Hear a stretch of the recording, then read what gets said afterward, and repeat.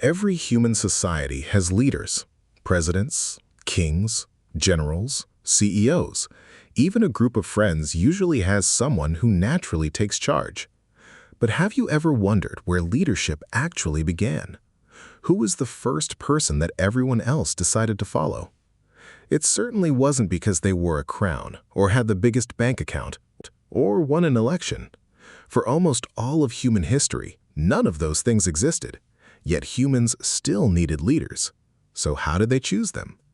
The answer takes us back tens of thousands of years, long before cities, governments, or written laws. Imagine a group of about 40 people living somewhere in Ice Age America or Eurasia. They're hunter-gatherers. Everything they own can be carried on their backs. There are no permanent houses, no police, no taxes, no courts, no politicians. Yet somehow, this tiny society functions remarkably well. Someone decides when it's time to move camp. Someone organizes the hunt.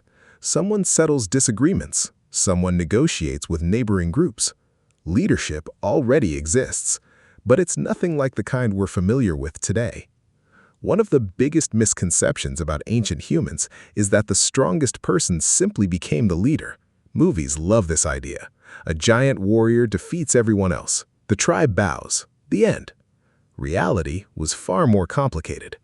In fact, anthropologists studying modern hunter-gatherer societies have found that physical strength alone rarely creates lasting leadership. Why? Because no one wants to follow a bully forever. In small groups, everyone knows everyone. If someone becomes arrogant or abusive, people don't need a revolution. They can simply stop listening or leave. Remember, these weren't kingdoms. They were mobile communities. Following a terrible leader wasn't mandatory. It was optional. This meant ancient leaders couldn't rely on force alone. They needed something much harder to earn: trust. Imagine preparing for a dangerous hunt. Would you rather follow the strongest person or the person who successfully hunted buffalo 20 times before? Experience often mattered more than muscles. Knowledge could mean survival. The best tracker, the best navigator, the person who knew where water could still be found during a drought, the elder who remembered which berries were poisonous. These people became valuable because they knew things everyone else needed to know. In many ways, the first leaders were walking libraries. And knowledge wasn't the only currency. Generosity mattered just as much. Anthropologists have noticed something fascinating in many hunter-gatherer societies. The best hunters often didn't keep the biggest share of the meat. Instead, they gave much of it away. At first, this seems backwards. Why work harder only to give away your reward? Because generosity builds reputation, and reputation builds influence. If you're known as someone who shares food during hard times, people are far more likely to support you when difficult decisions need to be made. Leadership wasn't purchased with wealth. It was earned through generosity. Interestingly, many ancient societies actually discouraged people from acting too important. Among several hunter-gatherer cultures, successful hunters would even be teased after bringing back a large animal. Imagine spending days tracking an elk, making the perfect throw, returning home as the hero, only for everyone to joke about how small the animal is. It sounds cruel, but there was a purpose. The teasing kept egos under control because an arrogant leader could threaten the harmony of the entire group. Anthropologists call this reverse dominance. Instead of one powerful person controlling everyone else, the group quietly controls anyone who becomes too powerful. It's a surprisingly effective system. Leadership wasn't about standing above everyone. It was about staying close to everyone. Communication may have been the greatest leadership skill of all. A leader needed to settle disputes before they turned violent. Imagine two hunters arguing over food. A fight could injure someone. An injury could ruin the next hunt. A failed hunt could threaten everyone's survival. Keeping the peace wasn't just good manners. It was survival strategy. The best leaders weren't always the loudest voices. Often, they were the best listeners. Another fascinating thing about ancient leadership is that it wasn't always permanent.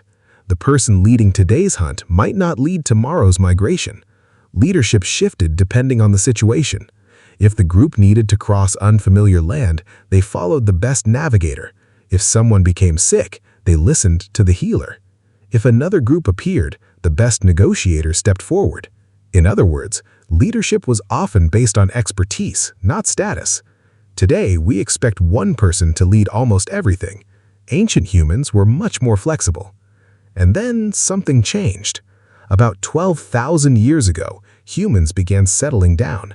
Agriculture spread, villages grew, food could be stored, land became valuable, and suddenly, leadership looked very different. When people stopped moving, power stopped moving too. Instead of simply walking away from a bad leader, people had farms, homes, stored grain. Leaving became expensive. Permanent settlements allowed permanent authority. Families passed power to their children. Wealth accumulated. Eventually, chiefs became kings. Kings built kingdoms. Kingdoms built empires. The kind of leadership most of us recognize today was born. But traces of our ancient instincts never disappeared. Even now, people naturally look for leaders they trust. We still admire competence. We still value generosity. We still dislike arrogance. Research consistently shows that people are more willing to follow leaders who appear fair, knowledgeable, and genuinely concerned about the group than those who rely only on intimidation. In many ways, our Stone Age brains are still evaluating leaders using ancient rules. Can this person protect us? Can they solve problems? Will they share resources fairly? Do they care more about themselves or about everyone else? Those questions are tens of thousands of years old, and despite all our technology, we still haven't stopped asking them. So, the next time you hear a political speech, watch a CEO address employees, or see a coach motivate a team, remember this: beneath the suits, microphones, and modern institutions lies something incredibly ancient.